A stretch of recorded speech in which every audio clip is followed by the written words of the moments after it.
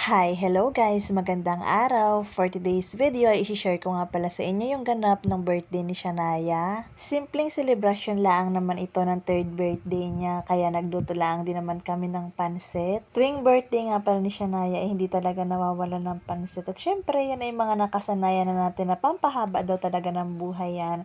So ayan, nagluto nga po pala ako niyan. First time ko nga palang magluto ng pansit at talaga namang napaka-perfect ng pagkakaluto ko kahit ngayon lamang ako nakapagluto.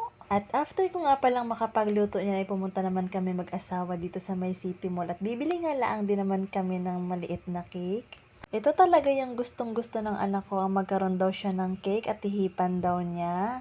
Lagi niya kasing sinasabi sa akin na sana nga daw sa birthday niya ay meron daw siyang cake.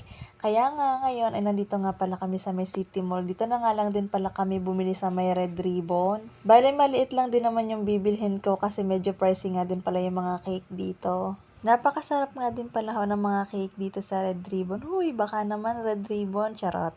At pagkatapos naman naming makapili, ayan na nga at pinabalot na din namin. Humingi na din nga pala ako diyan na number 3 na kandila at yan nga yung gusto ng anak ko, yung hihihipan niya nga yung cake niya.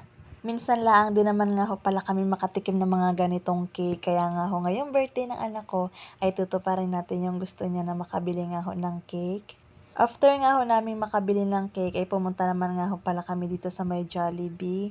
Kami nga ho pala ay mag-take out laang diya ng super meal. May kasamang spaghetti na nga yan kaya hindi na nga din po pala ako nagluto. Tsaka kami lang din naman sa bahay. Hindi rin naman ho mauubos kung magluluto ako. At after namin mag-order ay mga ilang minuto pa nga kami nag-intay diyan kaya umupo muna kami dito sa may lamesa. Sa labas nga sana kami magse-celebrate ng birthday niya kaso nga ho ng time na yan ay may bagyo nag-aambon kaya hindi na nga din po kami pala tumuloy dito na lang din sa bahay. At pagkatapos naman nga ho namin maka-order umuwi na nga din ho pala kami dito sa bahay. At ayan nga lamang ho yung pinagsaluhan namin ng birthday ni Aya. Bali ayan nga po yung cake niya, yung pansit, spaghetti at aray nga ho palang chicken joy. Masayang-masaya nga ho si Shanaya ng time na yan dahil nga ho may cake siya. Simpleng selebrasyon at may raos lang ho yung birthday ng aking anakis. And yan lamang naman po yung simpleng ganap ng birthday ni Aya. And yan lamang po for today's video. Keep on watching guys.